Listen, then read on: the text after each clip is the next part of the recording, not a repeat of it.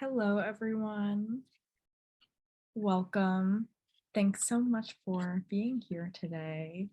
And welcome to the Brooklyn Rail's 688th New Social Environment.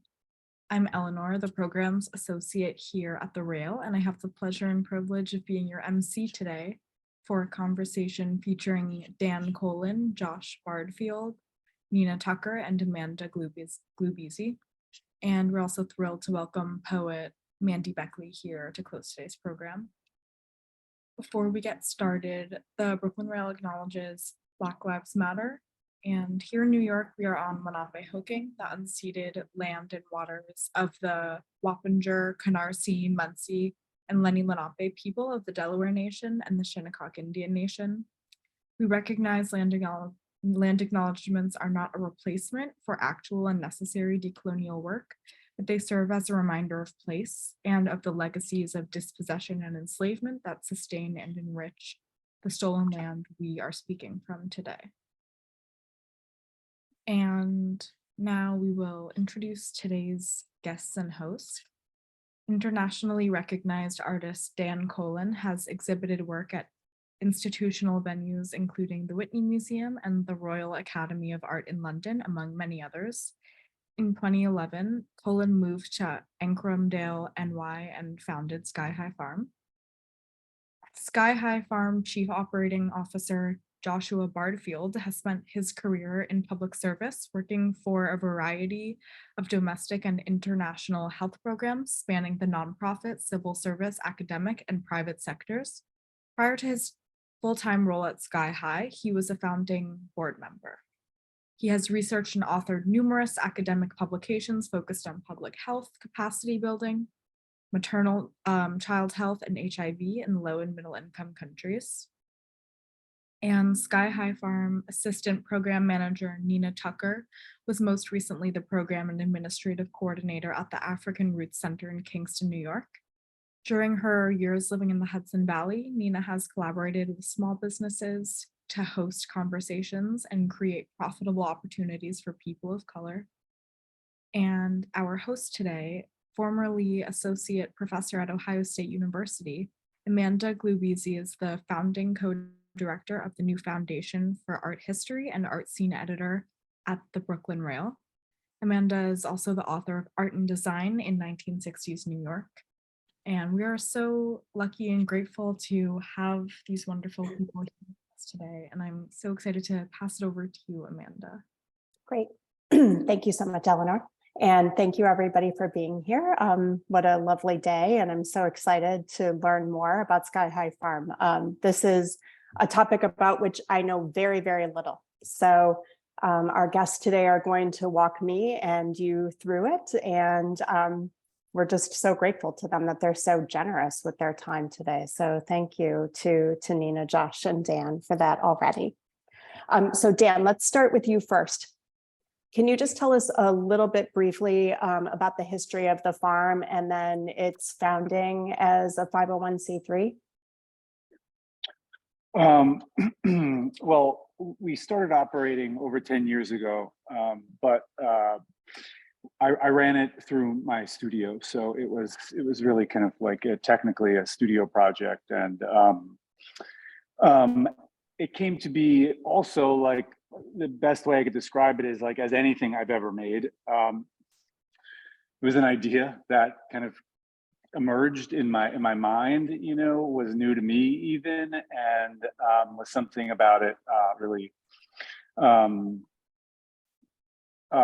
know, kind of captured my imagination and you know, the idea of kind of creating this farm and a farm that grew food and grew vegetables and raised livestock 100% for donation.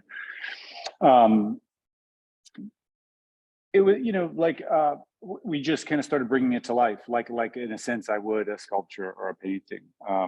So that was in 2012, and you know, I was only able to achieve it with the help of so many people, and Josh was an important part of that from the very early days. And then, you know, in the last 2 years ago, we decided to initiate a 501c3 and have been operating it as a non-for-profit organization ever since.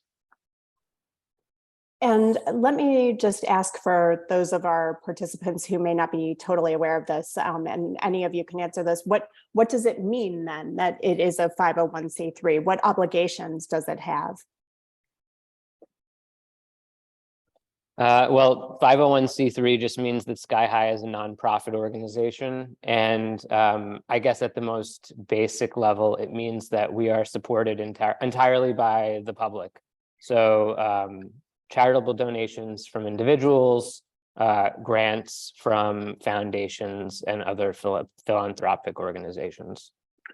Well, and I'd also just, from my point of view and, acknowledging that like this only happened because I was fortunate enough to have met the right people with the right experience and expertise that kind of guided me and also contributed a lot of their time and effort to make this happen. But, for those first 8 years, I was able to make decisions unilaterally. And now, there's a board of directors, and obviously the staff itself has a lot of space to kind of expand the organization's work. And Josh and Nina will both talk a little bit about that.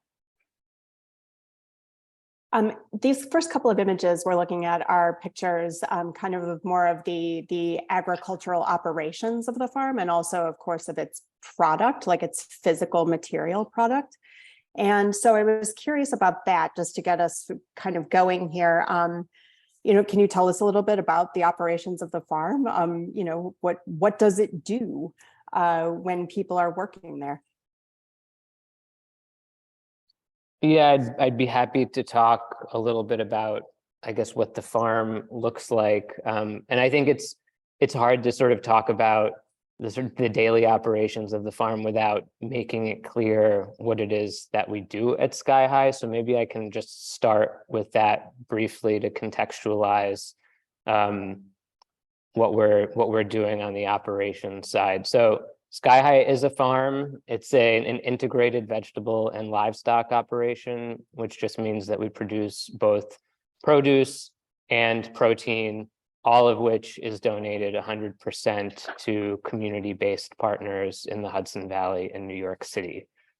So one of the sort of first things that Sky High did when it was founded 10 years ago, which we continue to do, is run a food access program, connecting people to the highest quality produce and protein that is often only available to people who can afford it. And we often hear folks talk about food security, and I think the conversation, fortunately, is shifting to focus more on nutrition security, because food can come in different forms, and we are really focused on providing food to people that has generally not been available to them through urgent or emergent food programs for the public.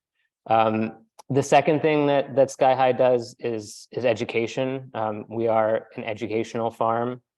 We have a fellowship program that involves folks coming to live and work on the farm. You can see one of our fellows here.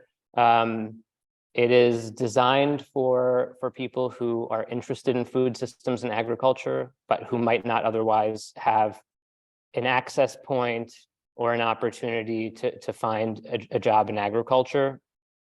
And third, Sky High provides grants to support other mission-aligned farm businesses and nonprofit organizations that are working on issues related to food systems and agriculture in the US and across the globe. So just to give you a sense of the sort of scale of the operation, the property itself is 40 acres. We have 25 acres approximately dedicated to pasture. So that's grasses that are grazed by cattle and by sheep. We raise pigs. We started the season with 200 egg-laying hens. I think there might be a photograph somewhere in the deck, we'll get to it at some point, of the the eggmobile, which is a sort of covered structure where the hens live. We have lost a few. I think we've got about 150 left at the moment, which will produce many thousands of dozens of eggs, which is also a core source of protein for the communities that we serve. And this season we raised 1,000 meat chickens on the farm, which were also processed here, packaged here, and then donated as well. Sorry. I'm sorry. I just want to ask you really quickly. You've used a term a couple of times, food systems. Can you explain to us what that means? Sure. When I'm talking about the food system, I guess I'm talking about the through line from food production to distribution to market to consumption. And I think Sky High is located in the Hudson Valley, and much of the food produced here makes its way down the river to New York City. And so, we feel very connected, although we're in a sort of rural agricultural setting, we feel very connected to communities in New York City who we serve, who we're in dialogue with, because unfortunately within sort of our micro food system, much of the amazing food that's produced here doesn't end up on the plates of the majority of the folks who live within that system within a sort of geographic distance of the farm. And one of the things that Sky High also promotes in its literature is that it's a sustainable farm. Is that also considered part of food systems, or is that something else? Well, I think Dan and Nina can weigh in, but I would say that unfortunately, sustainability has not been considered an integral part of our food system because our food system is actually not sustainable. And one of the major areas of focus that Sky High is committed to is a type of farming that is ecologically conscientious, that respects the environment.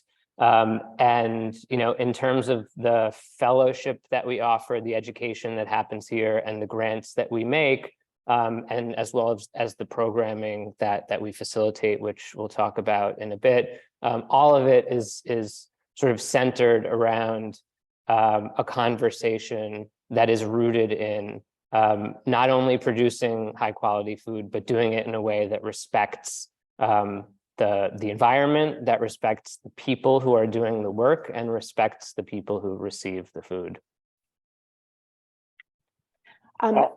Also, just yeah, go ahead.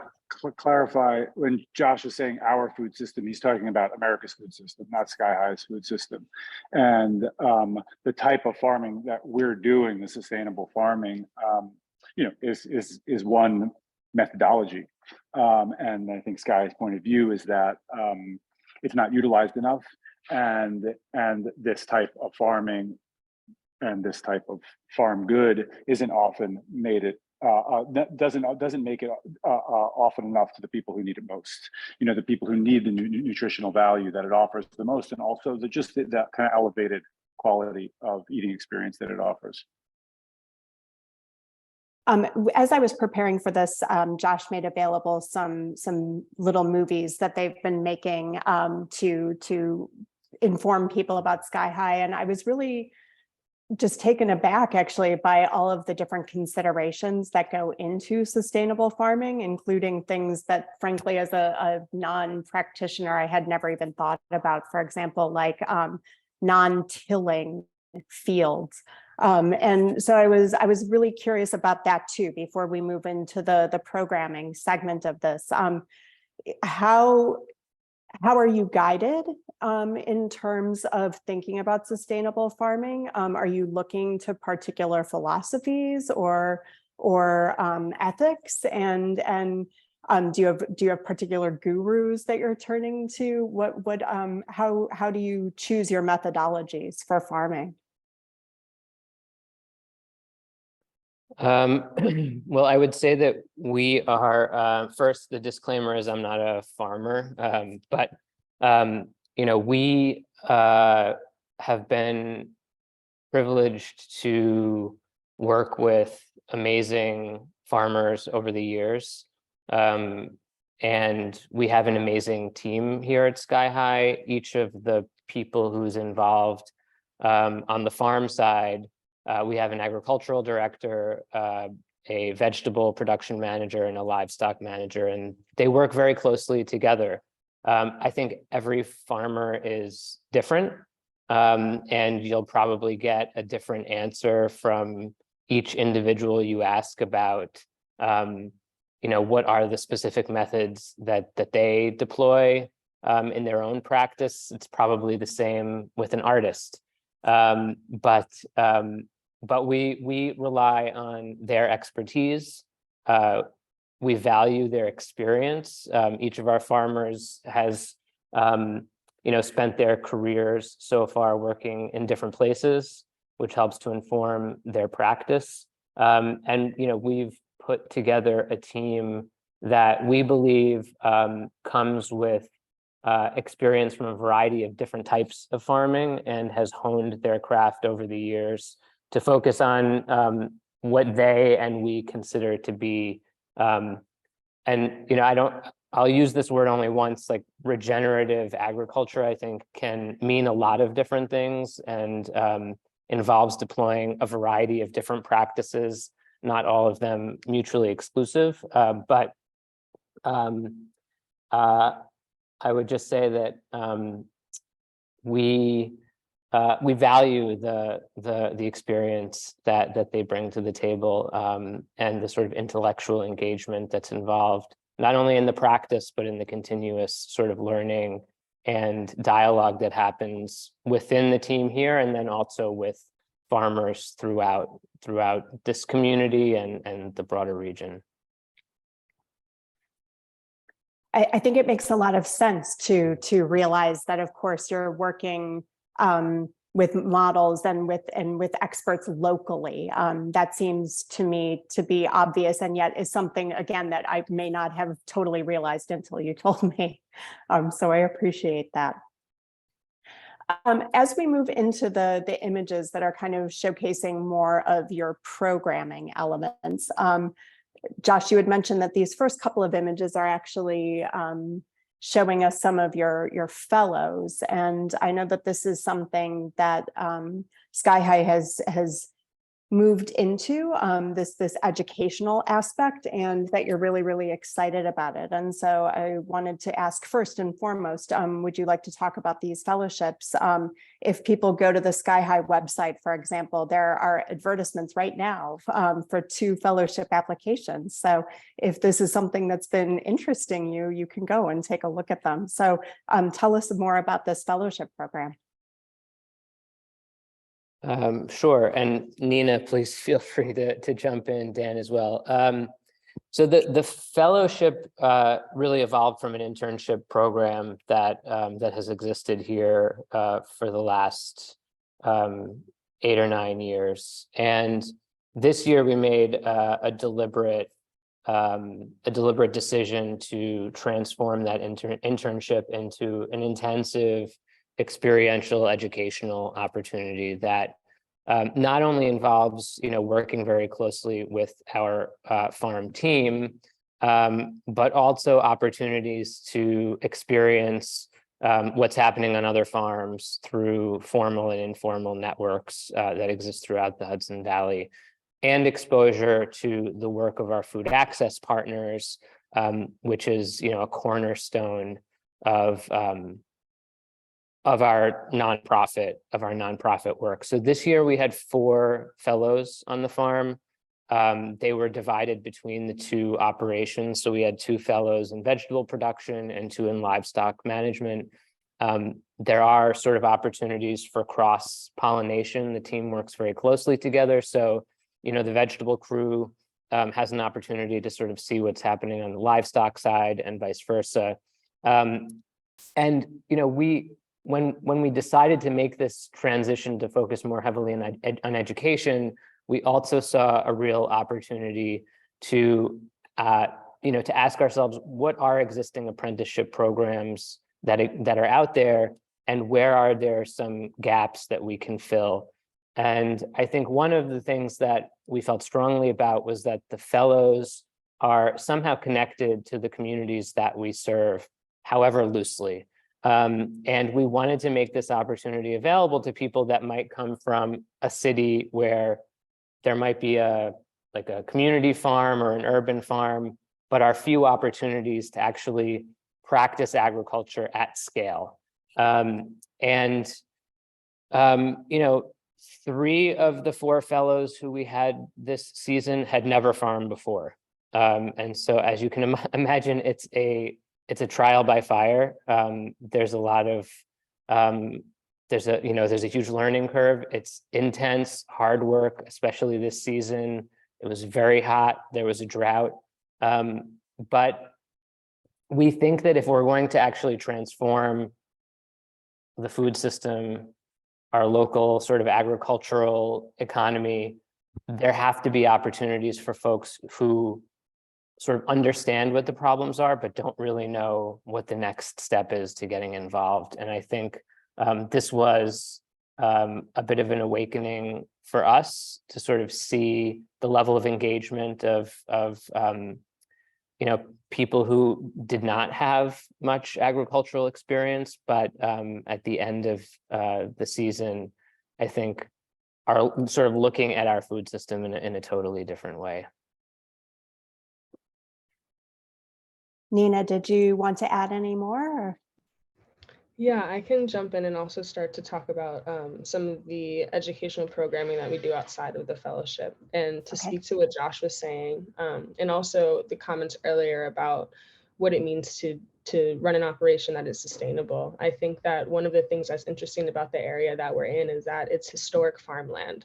And as we continue to learn more about our environment and the climate and the way that our world is changing, the way that we have to adapt in order to be truly sustainable is continuously changing as well. So although you might be on land that has been farmed for decades prior to you being there, they might have really been focused on soil at the time. And now we're working on using so much of the pasture for things like grazing, just to kind of like give an example. So when I think about education at the farm as well, for folks who might be coming to farm for the first time, I think that there is a really tremendous benefit to knowing that not all of them will stay either, because it is kind of this question of how do we integrate knowledge about agriculture and food into everyday life, and how do we allow ourselves to become entrenched in it and step in and out if need be, while still allowing a positive connection to that field to disseminate that information within our own communities. So what we're doing in our broader educational programming is reaching out to local youth organizations to work with them at Forge Project, which is an Indigenous-led art initiative in Taconic, New York. Their executive director is Candace Hopkins, who is an incredible curator and is really working to activate Forge's lending art collection, as well as this outdoor community kitchen that we helped to develop at their space, and calling upon different local youth organizations to come learn hands-on skills and what I feel are all related to land, right? Because agriculture and food do come ultimately out of the land, and these are things that we work with not only through food, but in terms of like herbs to create medicine, or thinking about how we can use beeswax from the honey production in order to make candles, which obviously is something that becomes very utilitarian, all kind of feed into the ways that we use the land in order to push forward not only food culture, but general culture.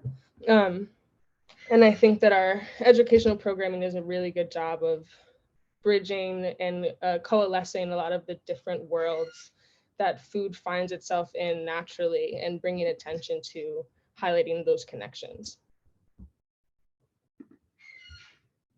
What do you see are the differences between the operations of the farm and the programming, and the overlap?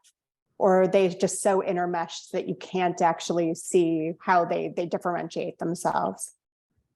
No, I think they're definitely different. I think the first thing, of course, is that not all of our programming is solely centered around farming itself. We have had the opportunity to host different volunteers and youth groups who have come to the farm to work directly on the land, which has been wonderful. But outside of that, we've often used produce from the farm in order to execute programs that don't really have to necessarily do with the operations at Sky High, but rather the work that the food goes on to do beyond us.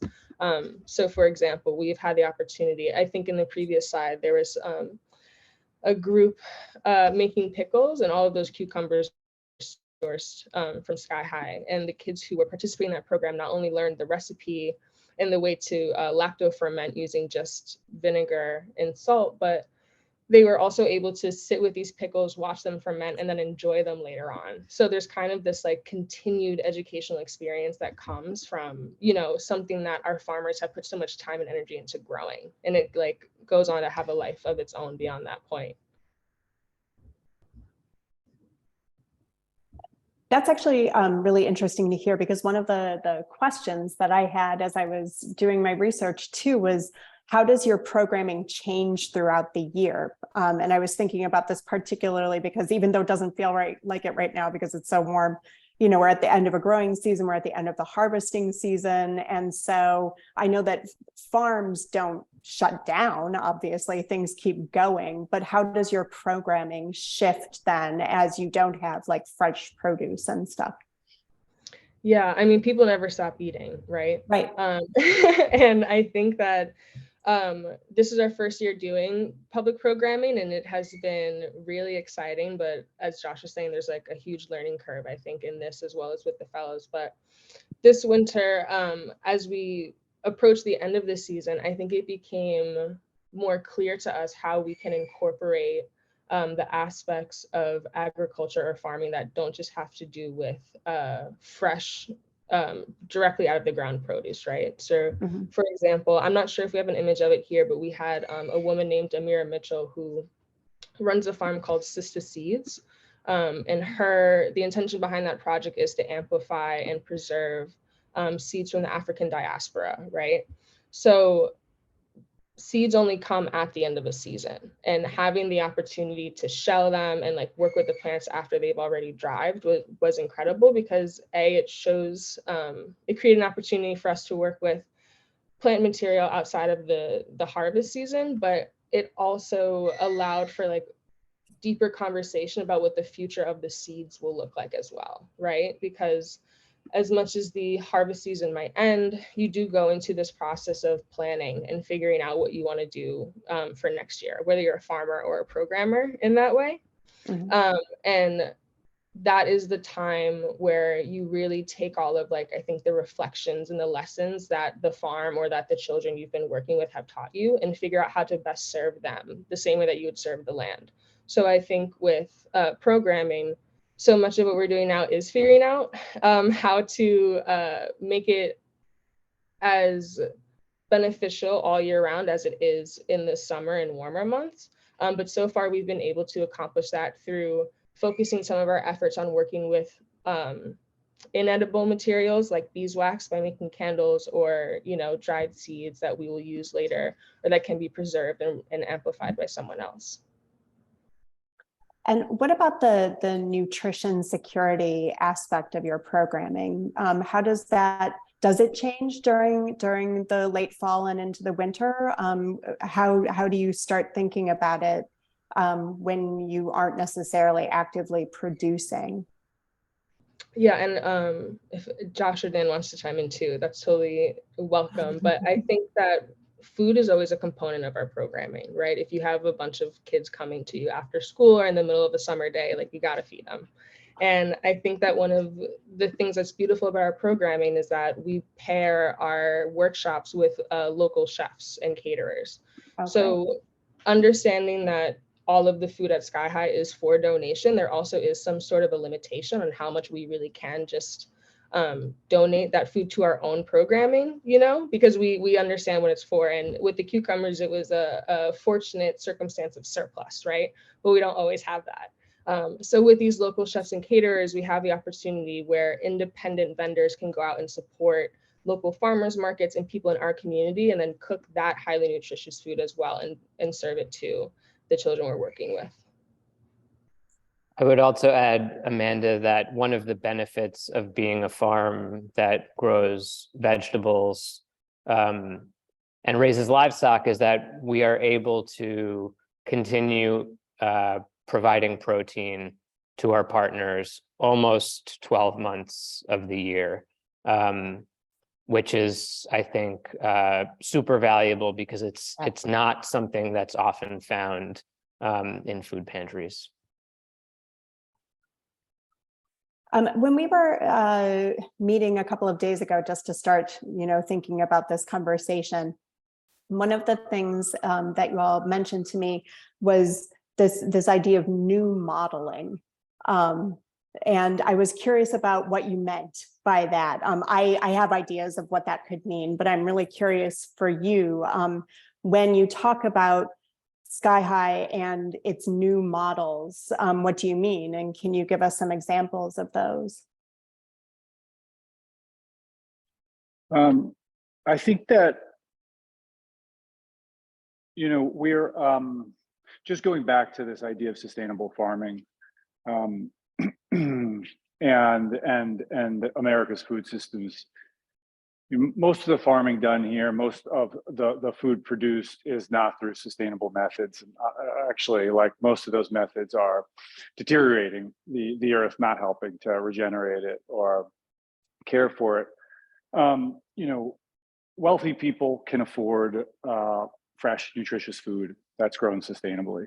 But there's communities, mostly poor communities and communities of color, that have been systemically cut off from fresh and nutritious food. And, I think what we're trying to do is, help be a part of a movement that's creating pathways towards food sovereignty. And that's through education. It's also through the kind of direct food access programs that we're running. So one of the new models is just, growing food in a way that is being used currently, but it's not being distributed in the way that we're distributing it, and it's really not going to the places that need it most. And so, and I think there's a lot of new models being proposed, and I'll let Josh and Nina talk about some. But also, I think that the kind of origin point of our organization is unique, and it really it's kind of like come to be what it is, I think, through as I mentioned before, so many different people's participation. But at the beginning, it's through a dialogue that an artist and a public health worker were having. And Josh, who was kind of doing patient care in Africa, I think brought a very kind of specific sensibility to the way we created our food programs, which are our work is really based on dialogue and collaboration with the families that we're working with. We don't assume we know anything. We don't assume we have the answer or the solution to anything. We're just trying to kind of provide support and fill in, and kind of fill some space that we feel like is not being focused on right now. And so, we are, we have conversations with the families we grow for, and get a better understanding of what it is that they like, what's culturally appropriate, what they're accustomed to cooking. A lot of these families come with a background in farming through their family, and often before they were in America, they had access to land. And it's really only in coming here that they've really been deprived of that access and deprived of the kind of infrastructure that they would need to grow their own food. And so, in the kind of at the point of creation, between a kind of public health worker and an artist, I do think something very unique came to be, and a lot of how we work is trying to defy the traditional public non-for-profit organizational model, and a lot of that has to do with the way we the partnerships that we create and invest in, and a lot of the way we talk about the work, a lot of the ways in which we talk with our partners about the work. And so I think those are just kind of a few examples. I'll let Josh and Nina try to talk about some more that they're more focused on. Yeah, I would say that, you know, the public health community and maybe the nonprofit community writ large is guilty of creating a thing and then asking the people who the thing was created for, like, to get involved. You know, it's like, we're going to do this and then we're going to ask you what it is that you want, but we already know what we're going to do. So where does that conversation go? And I think one of the things that's often not articulated or included in the origin story of Sky High, and I'll preface this by saying nothing is perfect. It's always imperfect. There are always blemishes, but was that before there was a farm here, stakeholders were consulted and questions were asked. And I think it helped to inform the sort of design and development of the farm that exists here and the type of food access work that the farm has done. And I think as the project expanded and then became a nonprofit, there was enough elasticity in our thinking and in the way that we evolved to say, like, we don't know everything and we want to be able to adapt as needed to actually respond to the communities that we're trying to serve. And to say sometimes we were wrong and how can we change it? And I think that that's with much larger organizations, at least from my experience in the public health world, it's really hard to do that once you've reached a certain scale and have established behaviors within your institution to go backwards and say, what do we need to do to correct that? And I think, you know, our grants program is a sort of reflection of that by saying that there are amazing projects happening across the US, around the world, that just need funding. And the people who are doing the work know what's best for them and the communities that they're serving. For us to come in and say, we'll give you money, but we want you to do X, Y, and Z, which is often the philanthropic model, right? Like, we're going to give you money, but your program has to look like this. And I think, you know, some of the sort of model building is less about model building than it is about trying to shift the conversation and put the individual at the center of the dialogue.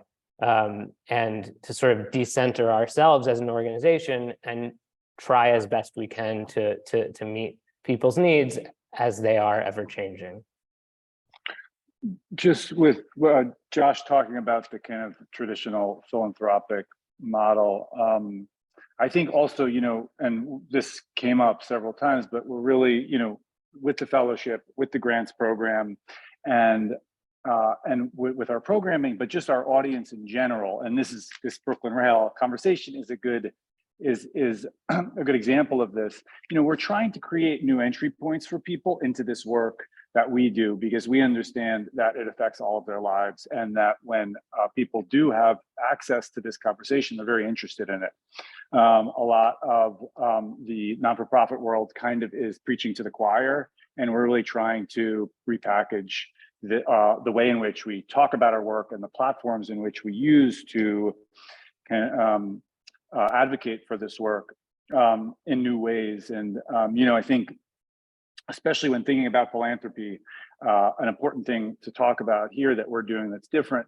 And you know, this gets I don't want to get into the weeds, but you know, some of our supporters have created a kind of a sister organization that helps to further fundraise and further support, create advocacy for the organization. And philanthropy is like an ivory tower. It's very hard to access. It kind of presents itself as like a kind of solution for the marginalized and disenfranchised communities, but it's really, really hard to understand how to open the door and access the support. And so Part of that, I think, also has to do with like just for regular people, I think, even feel like they can't participate as donors because the donor class, I think, is typically defined as the super wealthy. And we've created a brand that helps to generate more revenue than we could by fundraising alone.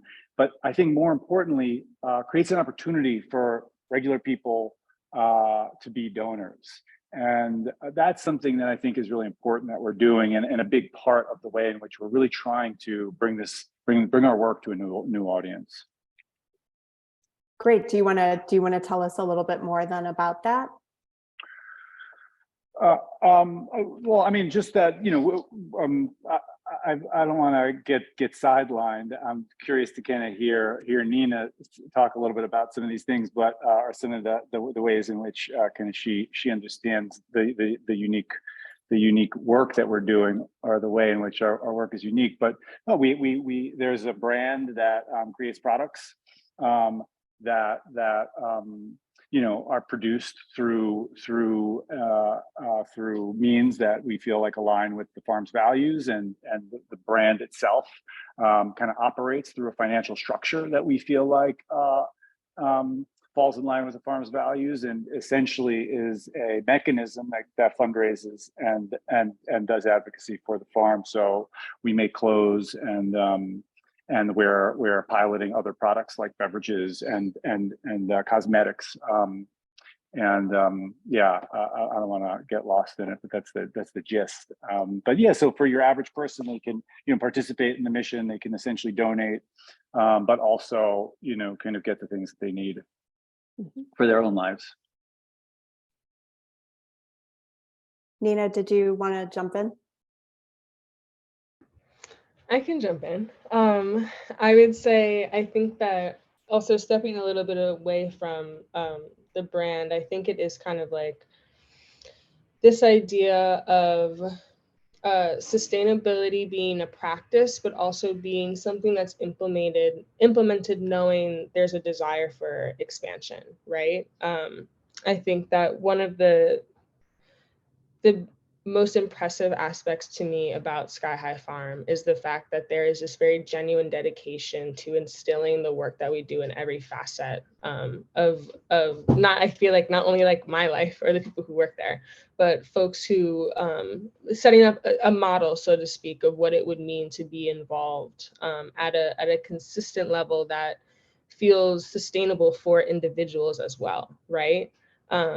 Because I think that is what often creates so many of the issues that feed into the problems that we have, like in our food systems, and just creating structures where consciousness and like thinking about impact on a day-to-day or purchase to purchase or donation to donation basis is really important, because the continuous consideration of it helps with, I think, the daunting feeling of trying to look at it all at once, which we often find ourselves doing when we go to a talk or when we, see an issue in the news or something like that. So I hope that contributes to the question, but I think that what's amazing about this is that as someone who, has been involved in community work for a while, it's this question of a challenge, and rather than working from what feels like a very antiquated or a view that is trying to be saved, there's this very admirable fearlessness in approaching something that's new and fresh and trying to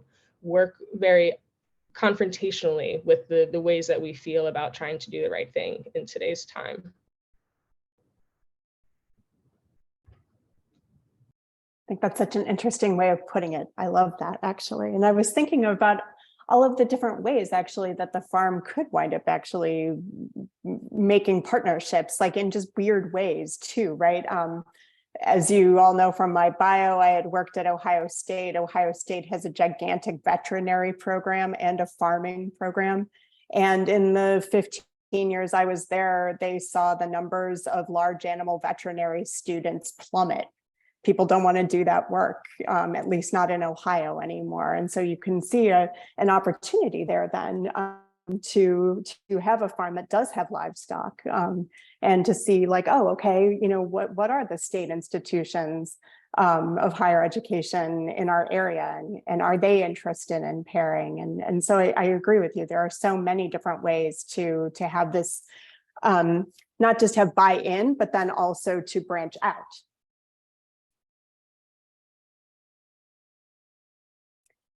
When you think then about the future of Sky High, where do you think it goes? Does it, I mean, obviously it's doing good work, so it could actually just sustain, right, as a sustainable farm, or do you see it expanding? Do you see it moving into other areas? Can you see this model as being scalable and transferable to other areas of the country or other countries in the world? I'll try to answer, at least start an answer to that question. You know, I think it's important to to approach our work, sort of all facets of it, by thinking both broadly and deeply. You know, I think we take the work that we're doing and we examine it. I think Nina spoke to this, and really think about how we can sort of drill more deeply into partnerships, into practices, into the way that we engage with the different community-based partners that we work with. And then broadly, in the sense that we are always open to new partnerships, and we're always open to thinking about new ways to elevate our mission in service of the people that we serve without becoming static. And so I think, you know, we're able to do both of those things, maybe not simultaneously, but in a sort of layered or stacked way, and remain committed to the relationships we've built, and to continue that work, and to think about how there are points of intersection that allow that work to sort of expand in a rational way, while also doing new things. And I think that that's really important, because back to something that Dan had mentioned, you know, we don't want to only speak to a niche audience, or people who are sort of just interested in agriculture or just interested in food systems. I think if we're actually going to affect change at all, we need to find allies across the sort of spectrum in a very interdisciplinary way. We need to think about how there are people who are poets and carpenters, and, you know, people across fields and disciplines who believe in the sort of essence of the thing that prompted Sky High to begin, and create points of access for those folks and opportunities for us to work together. Yeah. I think, I mean, just to kind of build on that, I do think, you know, the greater goal has to do with kind of, you know, expanding the community that we're in dialogue with, and the community that's interested in the work that we're doing, and in a very big way. But I think it's important to acknowledge that, like, you know, 2 years ago, when you know, we're really at the beginning of a growth process, and even in the last 2 years, we've grown, you know, exponentially. So, you know, for the first 8 years, there was one farmer, one full-time farmer, and, you know, Josh was working in nights and weekends to try to kind of create the food access program. And, you know, we had an internship program that was that was running, but like it's really just in these last 2 years that all of these things have kind of come together, and we're just seeing the very beginning. So in terms of there'll be kind of general growth, and we're actually looking at new properties right now, and are probably going to expand our operations significantly, 5 or 10 times the size of that we're doing it. So that's I think kind of the kind of most general way in which we're growing. But I think we've only just brought a team together that can kind of like has the capacity to deal with the potential that we have. And there's I think some of the next steps that are really important that we've been kind of circling around but have never had the capacity to go anywhere with is data collection. I think is going to be really important. Where the ways in which we're able to be in dialogue with the families we're working with and understand how the food we're bringing them is affecting their lives is, and coming up, I think, with metrics around that. I really do think another way in which I kind of aspire for Sky High to be a new model is in that way, because the metrics that we have around kind of food equity and food justice don't like make any sense. There's massive food banks all over America that that base their metrics on pounds of food, but that has nothing to do with the nutritional value of the food. And some of that food, the pounds of it are actually what are making people less healthy, not more healthy. And so it's really to come up with a new metric. There's not many organizations who grow exclusively for donation at the quality that we grow, with the relationship that our methods have to the land that it does. And so to kind of quantify all of the information in that spectrum is complicated. And really like the fact that like we actually have that whole kind of system within our organization allows us to do it, I think, in a way that can be illuminating. I think also, again, this is the first year of the programming, and Nina and Lexi have had tremendous success, but programming, just the operations of it, the coordination of it is so complicated, and doing it with Forge is such. We have like kind of so much. We're so grateful for that opportunity, and then it's like.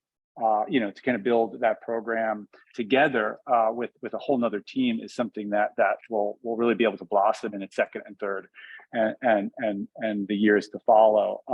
But I think similarly, the grants program has been transformative for both our work, but also the kind of internal intelligence we're able to accumulate. And that is really the real kind of web of relationships that we have will be kind of like founded on these grantees, I think, and the fellows that leave also. But it's really this kind of community, not only across America, but across the world, that we're going to be able to learn about the challenges that people who are trying to help build an equitable food system globally are facing, and the support that they need. And I think those conversations that we're having with those people aren't typically being heard inside of non-for-profit organizations, especially the bigger foundations. And so it's really like this web of relationships that we have, I think, is going to be really important. And so the grant program will be an important part of the way in which we grow. And then just back to the property, in terms of like the data we can collect about the farming we're actually doing, there's only so much impact you can have on 25 acres. But when we scale the operation up to several hundred acres, that's actually like probably like a pretty large farm in general for people who are farming with the sustainable methods that we are, like no-till. And so the actual the actual impact that our farming practices can and will have on the environment will grow tremendously and actually be of consequence. And again, like data collection around that will be like a real kind of focus of ours. I'll also say lastly. Yeah, do it. Yeah, tell me more. All right. No, just like, I think what's important for us, like given, we really do believe that like we're able to go about making the various relationships we do in unique ways that are opening up new entry points to this kind of urgent work. And just back to the origin, I do think that in these next few years we are looking at further articulating the way in which we're not only an agricultural and a public health organization, but also an arts and cultural organization, and the importance of the kind of intersectionality of those industries and the people that kind of exist within them. And so yeah, that's just another thing. And it's opportunities like this that really kind of like help us to think internally, and also to kind of talk about that with kind of more arts and culture platforms. Yeah, I think that makes so much sense. The type of art history that I study is actually performance, and so thinking about artists who decided that work was their medium, right? Like Muriel Euclides, or the Art Workers Coalition, or even thinking about Vito Acconci and his following piece. His work is following, but as he's following somebody on their daily commute, he's also taking on a commute, right? And so this performance is work. And so that's a really, really wonderful way then of thinking about how the art portion and the farm portion can actually be the same. Well, is there anything else that you want to tell us? It's 1:56, so you've been here for almost an hour. You're probably like parched and need a drink. So anything else that we need to know that's vital about the farm?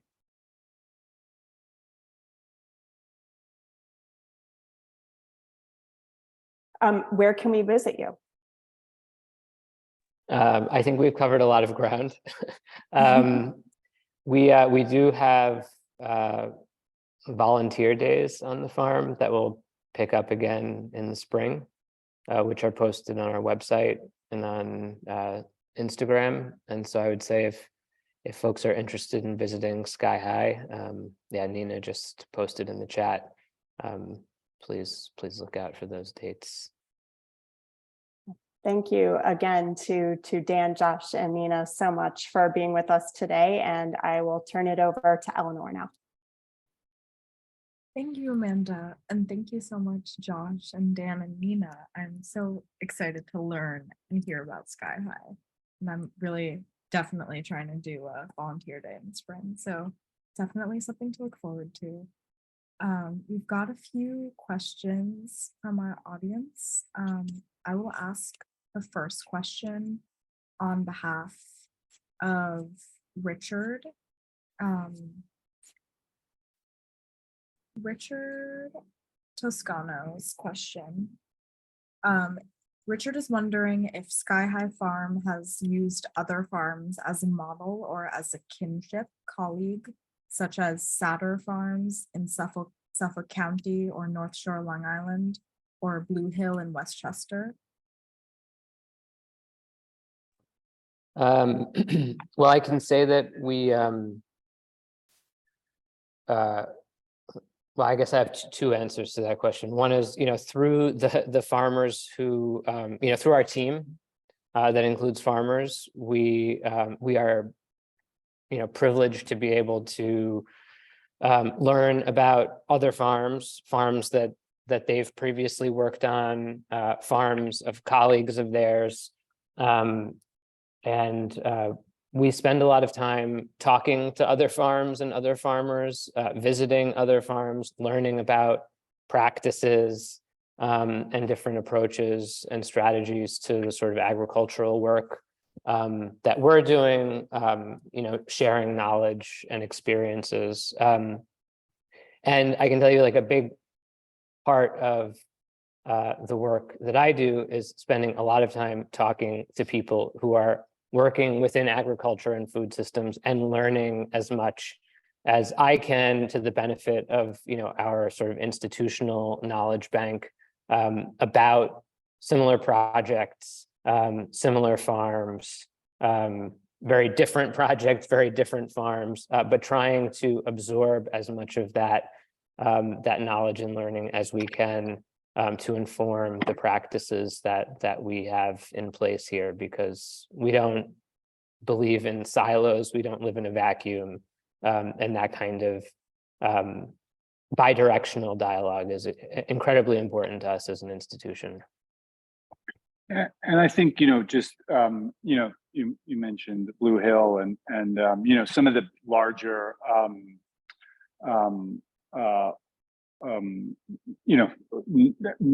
agricultural non-for-profit organizations in the Hudson Valley, we're of course in dialogue with Glenwood and Farm Hub, and those are important conversations for us to be having. But maybe more importantly, there are other farms that have been committed to the work before us. People like Rise and Root, where we went and visited this summer, and newer farms that are coming up that we are in dialogue with, like Blackyard Farm Collective. And so there's an incredible amount of big and small farms. Nina and the programs team have worked with indigenous seed savers and foragers. And when we talk about kind of farmers, I think we're just talking about all of the people working within the kind of agricultural aspects of the food system. And I don't know if there's any of those relationships, Nina, you want to kind of lift up, but. Yeah, I think that this also speaks to kind of a question earlier in terms of us as a model. I think that one of the things that is incredible about Sky High is that we aren't lying to ourselves by saying that we're doing something that other folks aren't already doing, and we're trying to figure out the best way to support them. And I think that that's something that's really unique about the way that we work with our food access partners. And outside of the work that we do with our food access partners, what we try to forge in our relationships with farmers like Karen Washington at Rise and Root. Recently, we've started to branch out into conversations with different indigenous farmers from the area, and we're also working to build a relationship with the Stockbridge-Munsee community in Wisconsin through Forage Project in order to, I think, really help align the praxis of our collaboration with Forage Project. And while we may not start those relationships hoping to look at these organizations as a model per se, right? Because I think that that also speaks to an idea of like replication that we wouldn't be able to really achieve in the way that someone like Karen Washington has, or the folks who have started Iron Path Farms, which I can add in the chat as well. And it's important for us to kind of like know our lane in that regard. And it also creates this really special opportunity for us to listen with enough distance and understanding of how we can contribute that we can hopefully help to expand upon the ideas or the organizations that exist through mutual collaboration and conversation rather than one person following the other, which I feel is a powerful thing. Thank you so much, Nina. And thank you for the question, Richard. Thanks, Dan and Joshua.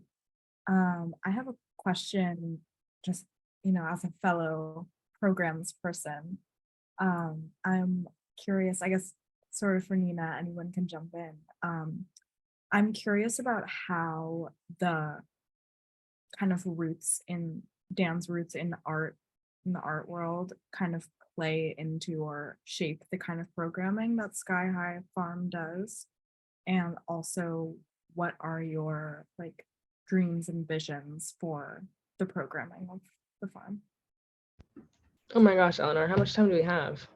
I feel like it's a whole separate thing, but I feel that, coming from a history and programming too, like when, like as someone who's like an art minor in college for a year, right? Like you understand kind of how it becomes more of a question of creativity rather than like art as an institution. And so when I think about programming and how it interacts with art, I really think about how can I look at the work that we're trying to do and the pedagogy that we're trying to accomplish from a creative standpoint, rather than how can I infuse art into this? Because I think if we approach things with that mindset, we inherently create art through like the children and what they do. But it also, I think, allows us to very genuinely align with the concept that that art in and of itself is something that's very fluid, and that really is something that stems from like imagination, like what Dan was talking about with his conceptions of the farm in the first place. So when I think about my like dreams or aspirations for programming.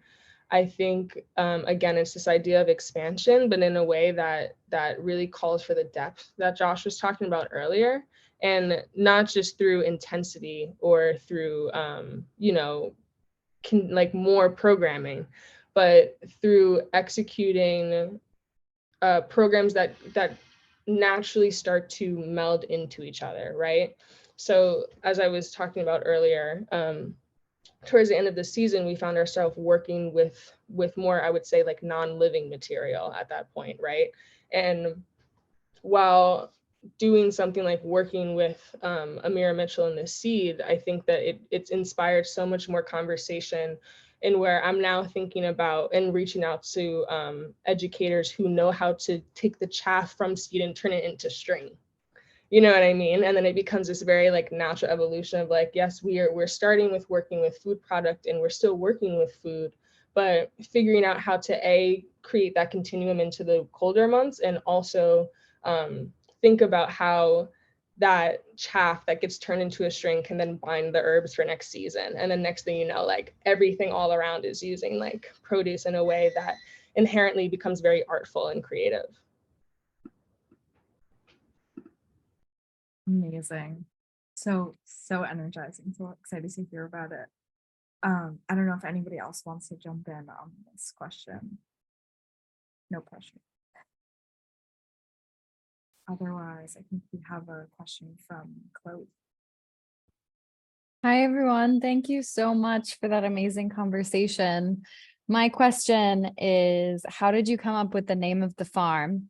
And can you tell us a bit about the design of the farm's logo, which I particularly love as well?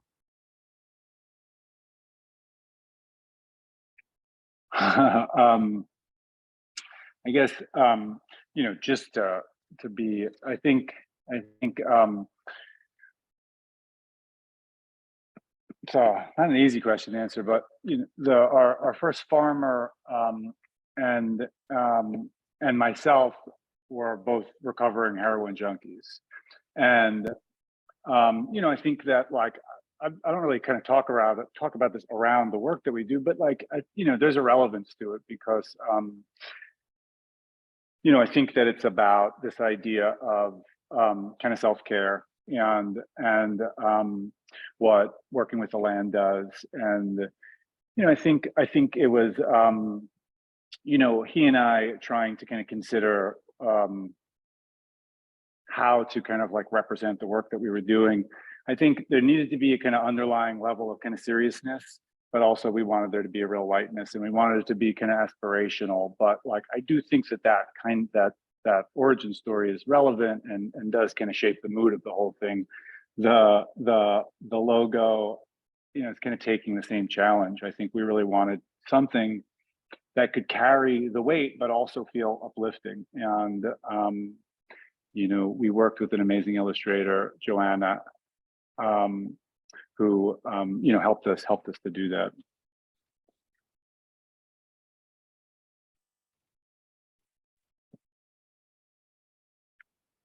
Thanks, Chloe, for that question. And thank you, Dan.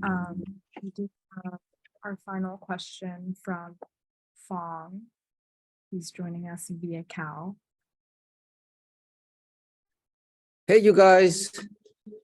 Thank you so much. I missed a little bit of the conversation, Dan, Joshua, and Nina, because I was driving, I was meeting with people and whatnot. But listen, I just want to tell you that last show was amazing, and I loved reading your conversation with Amanda.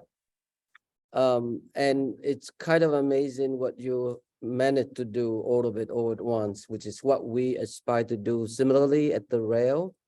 We call the rail the living organism, really. So I think Skylight has similar aspiration too. But I don't know whether it's been discussed because I didn't listen to the whole conversation, but thinking the whole enterprise, the whole massive, ambitious undertaking, such as yours, have there been any moment that you may have thought of Joseph Beuys? Because, Beuys he founded the Green Party in 1980, And when boys refer everybody is an artist, we should remember or remind ourselves it's not the same way that Andy Warhol has said the same. Everyone is an artist is actually a phrase from a novelist poem. And he's an admirer of Novalis, of Schiller, and finally, Rudolf Steiner. So the whole ecological farming philosophy with education and whatnot. And I was wondering whether there's similar aspiration or reference to social sculpture, Boysian idea of direct democracy and green hermeticism and everything else in between. That's the question is direct to all of you guys. But let's start with Dan, if he can answer it. Well, no, I mean, I'll just say I enjoy listening to your point of view on it. It definitely resonates with me. I really, really enjoyed Amanda bringing up the Vito Acconci follow piece. I think that's just like a great, reference point for Sky High. One of a million different ones.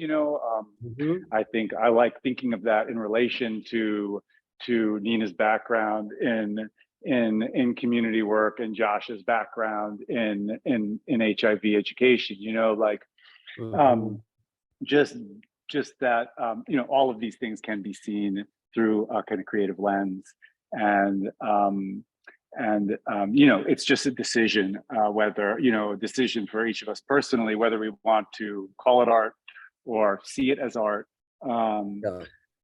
But yeah, no, boys I think is an important kind of predecessor for sure, for me at least, and I definitely am curious to hear Josh and Nina's take on this one.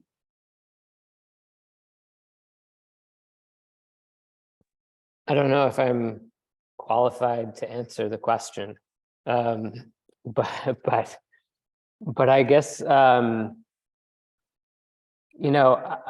and maybe this isn't an answer, but I'll say it anyway, which is that I think to me the sort of the work of art, whether it's a performance or a painting or a garden, is supposed to be evocative and provocative at the same time, and I think also bring joy and life and the opportunity for conversation. And I think that the organization that we're trying to build, and Dan mentioned earlier that we've had sort of a very long runway to do what we're doing today that started just about 2 years ago. 8 years of like dialogue and debate and disagreement, and sort of figuring out where the thing ends up. It's almost like writing a novel or working on the same painting for 10 years. And I think, now things are starting to become like hyper-focused for us.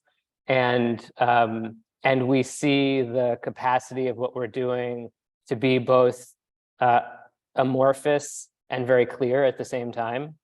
And so my sort of answer or non-answer to your question is that I think like this is an organism, and to the extent that a work of art is also an organism, and the person who makes it, we are sort of like prepared and expect to be able to sort of shift within that kind of like very blurry boundary, because we understand what our mission is and we understand who it is that we're trying to serve. I think that's a pretty good answer, Joshua. What about you, Nina, before I toss back to Chloe? I hope that I know what you're asking. I think that's the first part. But I think ultimately, on like a personal note, right? Like I feel like an artist because I love to write, right? But I don't necessarily feel called to write a book. I want to talk to people and evoke feeling through conversation and through like joining together, for example. And when we think about like what we were talking about with programming earlier, with someone being able to grow a seed, harvest the seed, dry it out, create a chaff, and then tie it, right? It's very difficult to identify what part of that is art, or if somebody like filming that entire process, is that what makes it art? And I feel like the general philosophy is to have like a and not or approach to me, because it's very much in the perception of the people, and that therein lies kind of like, I think, the truth of the matter, which is that we're the ones who create it in our brains rather than it existing in like the tangible physical world. And that not only creates a lot of exclusivity when you look at it on a bad day, but it creates a absolutely endless amount of like opportunity of perception, which is where I think most of our freedom and like progress lies. So I think it's really about tapping into that kind of like, even if entropic and like confusing space, I think that that's where we need to be and figure our stuff out. I think that's pretty good. I think that somewhere in the interview with Willoughby Sharp, the founder of Avalanche magazine, or maybe it was a movie that he did with boys, an interview, videotape, where boys say that every single human being in every sphere of human activity is a work of art, as long, even a person who's peeling a potato, as long as a conscious act. And I love that. The rail have no mission statement, you guys, except for the fact that it reflects the arduous journey of the artist. And we quoted a wonderful phrase from Immanuel Kant that say, from the crooked timber of humanity, nothing ever came out straight. So recorrecting every time, Josh, is what we do. It's super true. Congratulations, you guys. Can't wait to be there, physically pay a site visit. So thank you. Back to you, Chloe. Thank you, Fong. Great note to end on. And I'm so grateful that we were able to have this conversation here. Thank you so much again to Josh and Amanda and Nina and Dan. We do have a tradition here at the Rail of closing our events with a poetry reading. And I'm thrilled today to welcome our poet laureate of the day, Mandy Beckley. Mandy Beckley is a graduate of Bard College and the library clerk. Their written work has been published by YST Publications, Flanner Foundry, Night Music Journal, and others. Outside of writing, they do independent research around anarchist praxis and attempt to bring the values they find there into reality.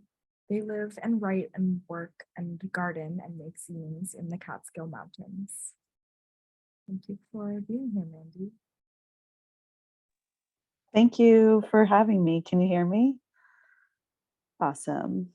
I feel particularly, I guess, flabbergasted or just excited, excited to be asked to this because I moved to the Hudson Valley 10 years ago to farm. And so it's been a big part of my life here also. And just a thing to say before I read some of this work today is that much of it comes from a practice of collaging that I started 5 or 6 years ago after sustaining a brain injury. And it's turned into a real practice that I do every day. And Nina, I really liked what you said about entropic space. I feel like that this work really fills in there. So let me start off with a 4-piece work called Teacher's Pet. I know what I see. A baby makes emotion for the first time when the world is strange, and what is seeing adds charge to where your eyes are. Little by little, a hard wind changes the earth. Where am I as I see the force in question? I am in an inclined reality. Here is my mother at the door, making carving forces of the world. We say a thing looks solid. I can't draw a garden, but the teacher answers, you can. Part 2. How are they both teacher and pupil, or whatever else fits the story they have in mind? They are acquiring a point of view no matter how big the facts outside are, living things in different sizes, growing from little to big or large to small, power in the fresh, underived thought. It may take several lessons. This brings us back to what is. The objective world is drying up, therefore teachers are happening, and all of them are us. Part 3. I sweat blood to teach a child to see better. I sometimes glance back to my student who has had no training. Come out where we can see you. Get down on your knees. Tell them living facts instead of dead information. Their minds are simply soaked. Every pupil who observes is the courage shaped by their being, the very salt and its balance wheel. Tell stories of how they look. Tell true proportions. This distinction is a blowing pendulum as far as it goes. The student will bottle up that fire themselves, looking for the teacher through the neighborhood of another living witness. Part 4. No one can say your questions. A great deal of work will be all bright chase. All sources you make open up like learning. You see a sort of transparent window, at least one, all you, free and cared for. It is problems. You are contemplating an encouraging sign, a pit in your possibilities, and you will go to an experienced person, surprised to find an inexhaustible source, enough curiosity, a habitat tumbling into the directed living. For you have much to learn from it if you are so inclined. And so that's the end of Teacher's Pet. I'd like to read one or two more if I have the time. And I think I do. That went fast. Okay, this one is called Word with Friends. This whole question of neither and everywhere and always beyond, and the one that nothing can give us desire. I have divergent wings extending upward, ever varying and void of atmosphere. Their lost edge wafts blossom on the material side. The trick was to cover 1,000 little unrecognizable services, instants of other visual truths ready for the complicated endeavor of memory. We all know how they say it was sober reality, which is false and misleading. No word is wonderfully sound in itself when it's living, rushing, turbulent, caught up in the psychology of swirl. This is guesswork, and all will be stated and wondered at. I congratulate myself daily with exquisite studies of the discussion. It was not landscape, all fields looked and studied and strange. It was our great rock-ribbed Mother Earth we desired to annihilate. Its body, the twigs, its eyes, your limb or your tree, the holes of all your lovers. Any genuine vision is a leveler, and real art is possible.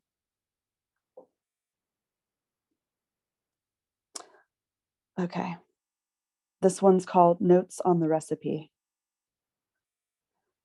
Endings are swelling. They are non-figurative, doing what I do not like, springing directly through life and into the past as well. The whole universe is our grief. The same is true of the text, I thought. Everything burns with outpouring. The best work is in no sense itself, is another. It moves on a plane of parallelism, the soft serve of long-spun union. Endings are swelling. They are non-figurative, doing what I do not like, springing directly through life into the past as well. Let me say once more, time is based on the ground. It is what corresponds in simulacra space. What we perceive to remain constant is a sensation assigned quality, an ongoing something like the unfolding world, unknown spectacle bound by continuous action. It's a cyclical mood built by an interesting bitch, and like her, the endings are swelling. They are non-figurative, doing what they promise, springing us directly through life and positioning us for after it. Thank you very much. Thank you so much, Mandy. That was really beautiful. And a better way to close out this wonderful afternoon. Thank you again to Dan and Josh, Nina, and Amanda. We'd also like to thank the Terra Foundation for sponsoring our NSE program and supporting our archive, which you can view on our YouTube channel. And for the past 22 years, the Broken Rail has provided a platform for the arts, culture, and politics in our monthly publication and our public events, like here in our daily NSE. So please check the chat for links to donate to the Rail, as well as links that Nina added for more information on Sky High Farm. And join us tomorrow at 1 p.m. in watching a recording of Shirin Nishat, A Loss for Words, which happened in person on Monday. And it concludes with a powerful poetry reading by Hale Liza Ghaffari. And thanks to all of you for joining us today. You should now be able to turn on your microphones and say hello and goodbye as you leave. Thanks, everyone. Thanks all. Thank you. Thank you so much. Thank you Dan. so Thank you, Josh. much. Thank you, Thank Nina. you. Thank you, Mandy. Thank you, you guys. Thanks, everybody. Thank you, Dan. Thanks, everyone. Thank you so much. Thank you, Josh, Nina. Thank you. Bye, everybody. Thank you. Thank you. Have a Thank good you. day. Have a really Thanks, good everyone. day. To be continued. To be continued. Yeah. Keep up the good work. Bye, everybody. Ciao. Ciao. Let's go have lunch. Thank you.